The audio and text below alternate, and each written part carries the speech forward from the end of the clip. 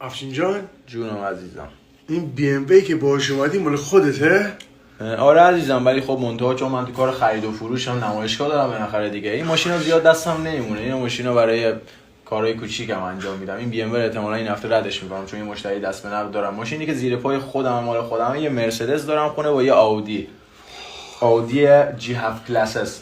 یا خدا، اینم سویچ بی ام سگ خاص دور بزنی بزن چون ما نمایشگاهی هستیم بالاخره ماشین زیادی برام. اجازه میدی دور بزنم؟ آره عزیزم، ماشین خودت اصلا مشکلی نیست. ای دور بزنم بیام. درباره مواظب. استاد داره خودم سویچ بدم.